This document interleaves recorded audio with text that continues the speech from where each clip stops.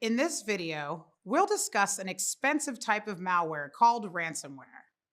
Then, we'll cover three key impacts of threats, risks, and vulnerabilities on organizational operations. Ransomware is a malicious attack where threat actors encrypt an organization's data, then demand payment to restore access.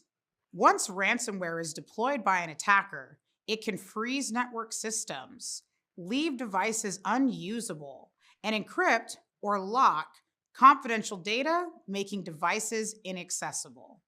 The threat actor then demands a ransom before providing a decryption key to allow organizations to return to their normal business operations. Think of a decryption key as a password provided to regain access to your data. Note that when ransom negotiations occur or data is leaked by threat actors, these events can occur through the dark web. While many people use search engines to navigate to their social media accounts or to shop online, this is only a small part of what the web really is. The web is actually an interlinked network of online content that's made up of three layers: the surface web, the deep web, and the dark web. The surface web is the layer that most people use. It contains content that can be accessed using a web browser. The deep web generally requires authorization to access it. An organization's intranet is an example of the deep web, since it can only be accessed by employees or others who have been granted access. Lastly, the dark web can only be accessed by using special software. The dark web generally carries a negative connotation since it is the preferred web layer for criminals because of the secrecy that it provides. Now, let's discuss three key impacts of threats, risks, and vulnerabilities.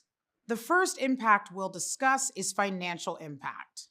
When an organization's assets are compromised by an attack, such as the use of malware, the financial consequences can be significant for a variety of reasons.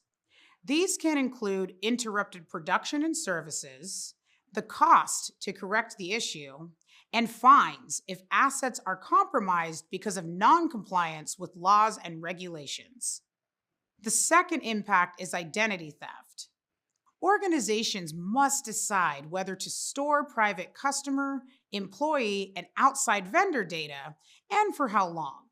Storing any type of sensitive data presents a risk to the organization.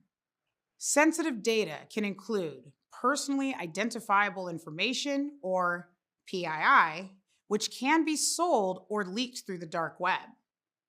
That's because the dark web provides a sense of secrecy, and threat actors may have the ability to sell data there without facing legal consequences. The last impact we'll discuss is damage to an organization's reputation. A solid customer base supports an organization's mission, vision, and financial goals.